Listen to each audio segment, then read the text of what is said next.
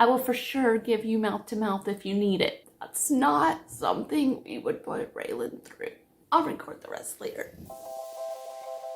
All right, everyone, I am on my path to getting all my ducks in a row to start school, and I thought I would tell you about yesterday, which I drove an hour and 20 minutes because that was the closest place I could find to take my BLS CPR class. So I want to tell you about that, what I learned, what I was reminded of, and then kind of an uncomfortable tangent, but how it doesn't really relate to our care for Raelyn. So here we go. All right, BLS CPR is Basic Life Support Training class by the American Heart Association. I've had CPR classes. I've had at least 3. I think they're good for 2 years, which means most of my life I've had an expired CPR license. Maybe not, because I'm 41 and I might have had my first CPR class around age 23. So almost half of my life I've had some CPR knowledge, but my license has been expired for it. So I didn't know how BLS was different. I just knew I had to get the BLS class from the American Heart Association. Here is how I learned it's different. 1, it is taught to people knowing that they're probably working in a healthcare field. So in my class, there was someone in nursing school, I think, or maybe they were getting ready to go into nursing school. I forget. One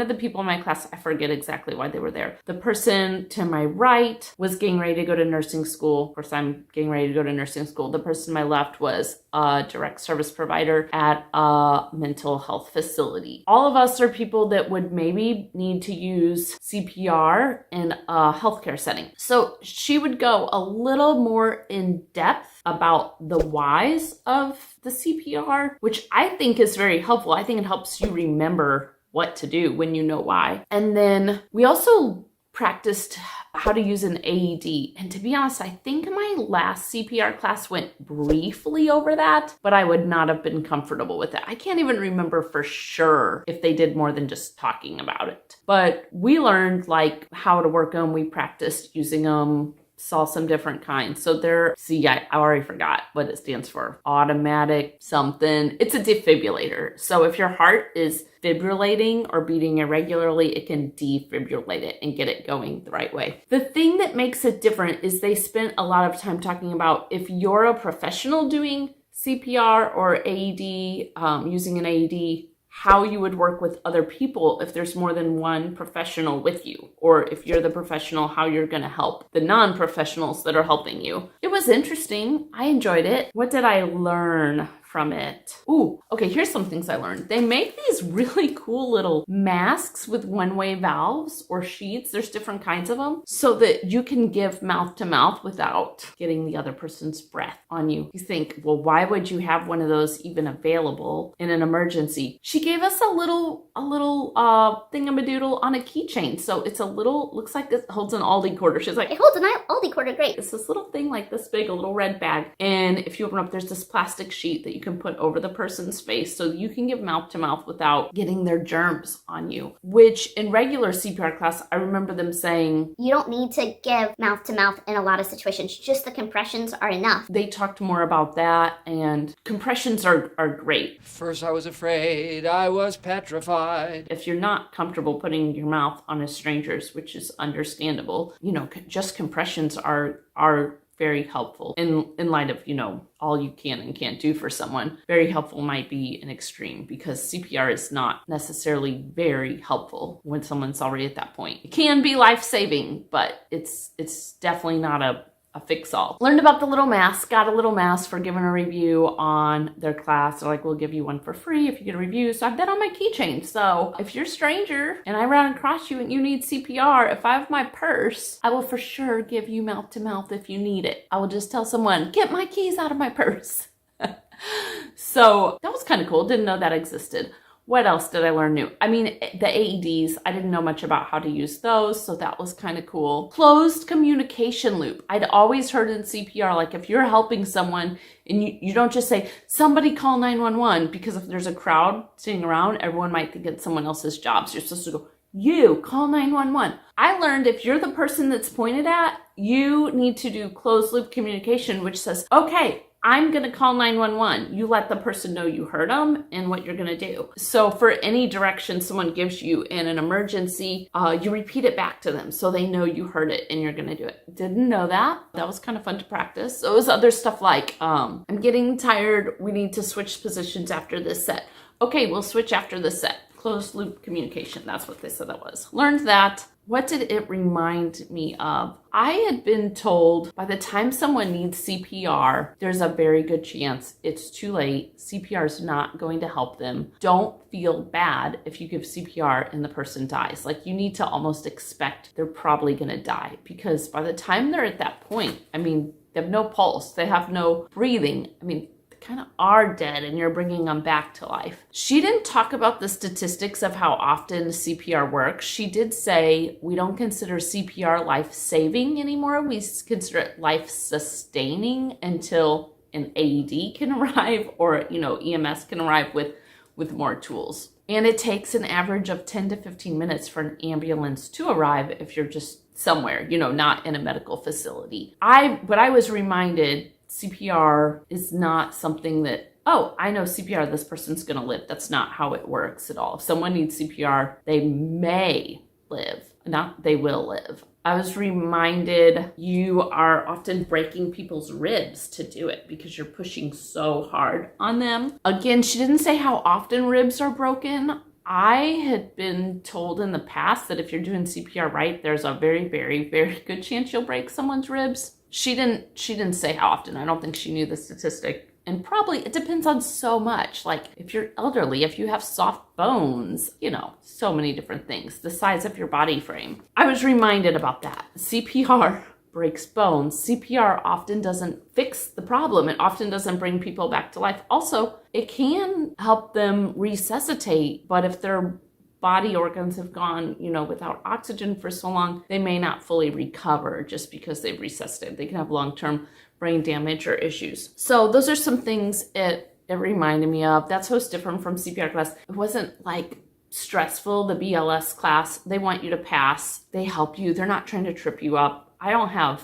a lot of medical background yet. I mean, I haven't started nursing school, and it was real easy for me to understand everything she was saying. So if you need to take the BLS class, don't worry. If you've taken a CPR class, this is the same. To me, it was a little bit more information, but maybe even easier to remember because they were saying more of the whys of things, which I could understand when they explained it. Now, how does this relate to Raelyn? So at one point she said, she was explaining what an ambu bag is, which it looks like a big clear football thing that you can push to inflate.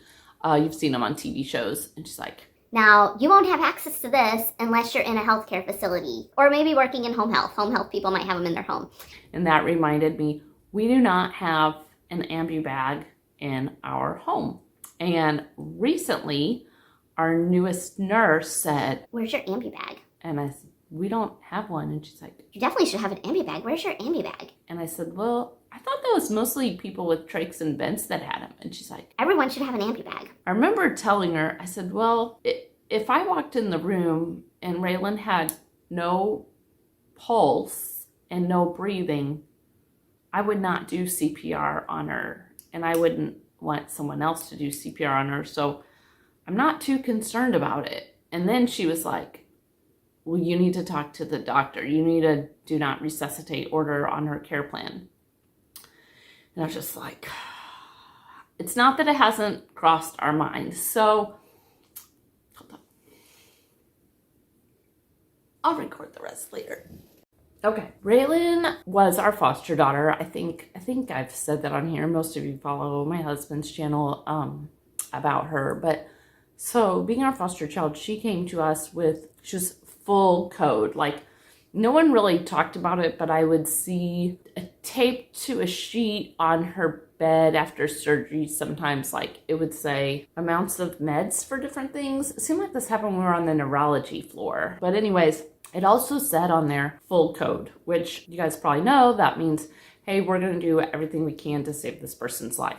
On one hand, you'd think, of course, because this is a child in the state's custody. I do know there's kids that are in foster care that are not full code because sometimes, unfortunately, they have terminal illnesses and a decision has to be made. But in general, even a very sick kid in the foster care system is going to be a full code for obvious reasons. That said, we still had more than one conversation while she was a foster child of doctors saying, how do you feel about a trach?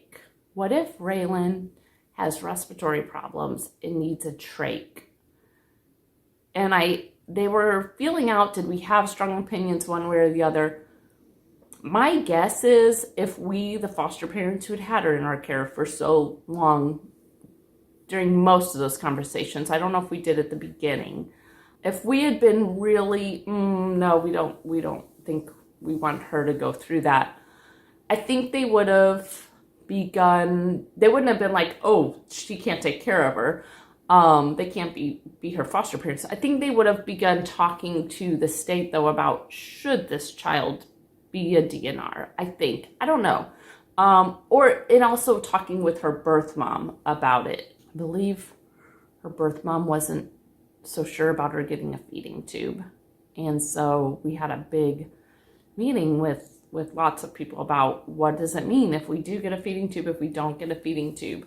So I think if we had said, no, we don't think we would want her to get a trach, I think early on they would have had a conversation for sure with her birth mom, with us, and seeing if everyone was on the same page and make some changes. Further along, when it was more us caring for her and it was pretty clear that we were going to be the ones most likely adopting her, they probably would have had more of a conversation with DCFS and us about what's the right decision. But we always just left it as, she's a foster child. We're not her legal guardians. We're not going to make that sort of choice for her.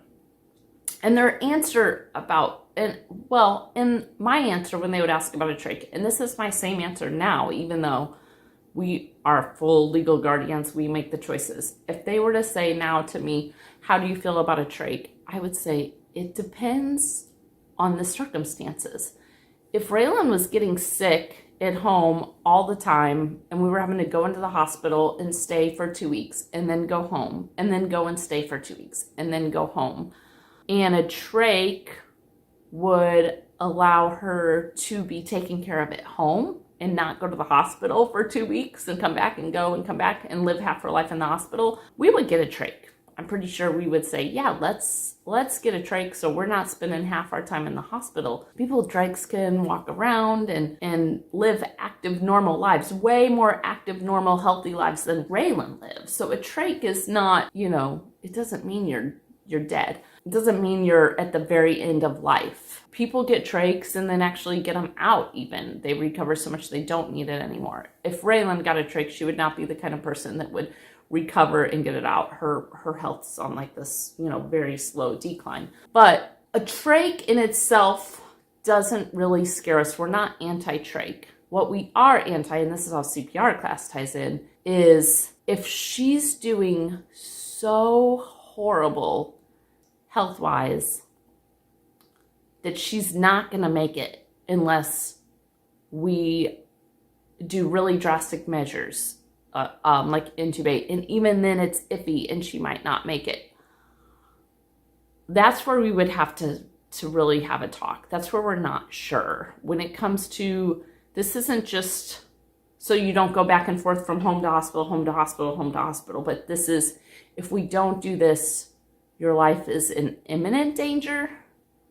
That's where my husband are much more likely to say, no, let's not drag stuff out. Let's not do something that might save her life or might just make her last few moments of life not as fun. That's actually the harder decision to make than CPR. CPR or using an AED, the person has no pulse, means their heart is either, it's not beating or it's not beating normally, and they're not breathing. They're already unconscious. Knowing that CPR often doesn't work, knowing that CPR often breaks ribs, and that the person who needs CPR is probably unconscious, pain-free. That's not something we would put Raelyn through.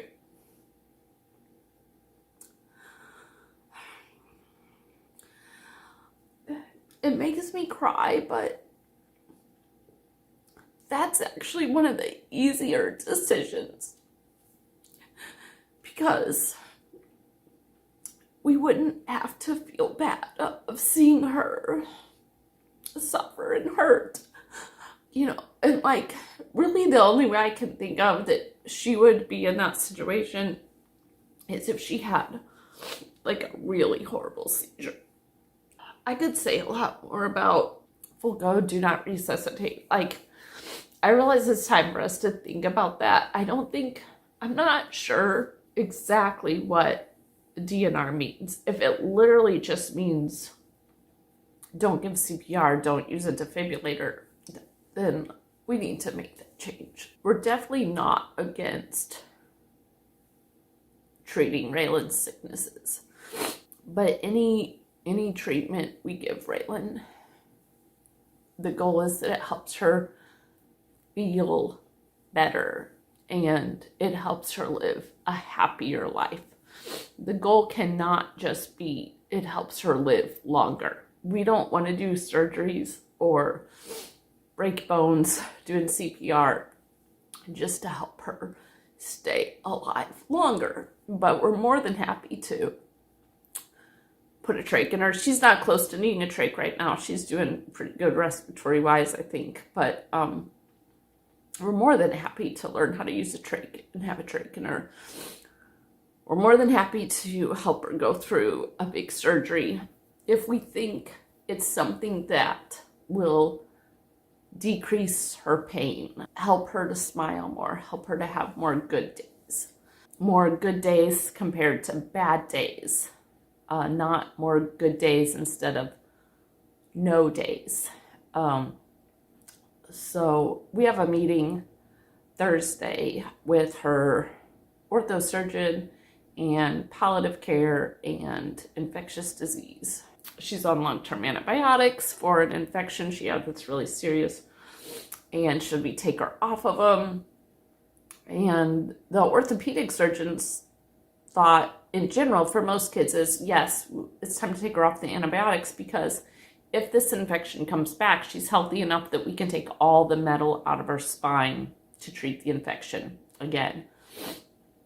The reason why we're meeting with infectious disease and palliative care is because just because you can take all the metal out of her spine to treat an infection again, if it were to come back, and we're talking about what ifs because this is Raelyn's second infection with this bacteria, so we feel like we hope it doesn't come back, but we feel like it is something we should not stick our heads in the sand about, that it couldn't come back. Just because everyone else would get all their metal taken out to treat the infection again, we're not sure that would really lead to a good outcome for Raelyn. There's other less successful ways that you could treat an infection that definitely are less successful, but might end up giving her more good days.